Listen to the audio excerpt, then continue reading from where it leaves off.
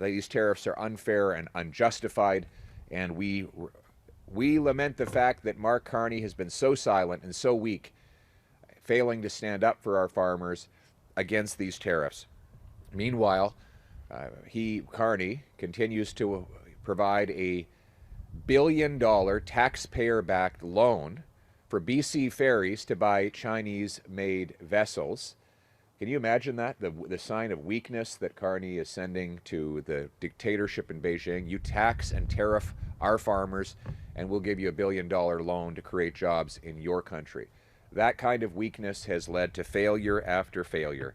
Remember, Mark Carney promised that he was an international man of mystery who was going to negotiate deals and end tariffs. Well, what's the result been so far?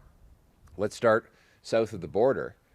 Since Prime Minister Carney took office, the Americans have doubled tariffs on Canada, while they've signed deals with Europe, Japan, and other countries. They have increased penalties and increased the number of tariffs.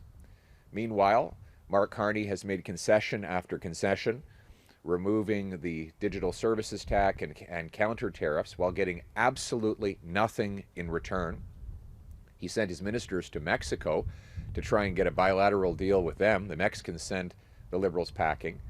Yeah, he's done photo ops in Europe, but he hasn't got any deals, while the Americans have signed a deal to sell $750 billion of their energy products to the Europeans. Not a single dollar of European commitment to buy Canadian energy.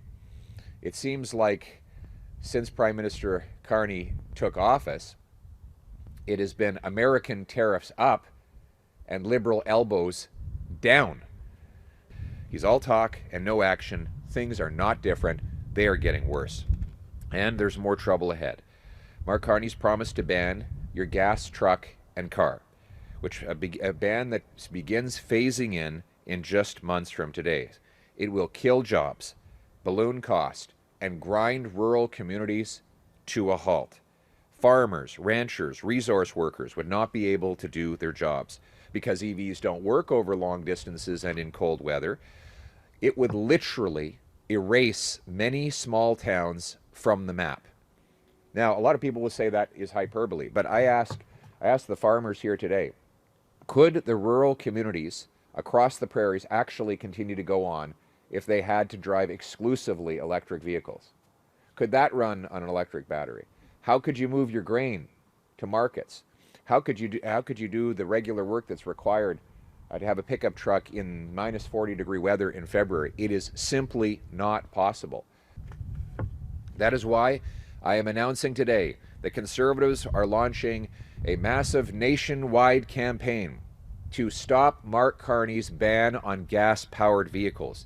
This campaign will include motions in Parliament, pressure campaigns in local Liberal MP ridings, press conferences and events at car dealerships across Canada, petitions, and other activities that will mobilize Canadians to maintain their right to decide what car they can afford and what car works for them. It's time to put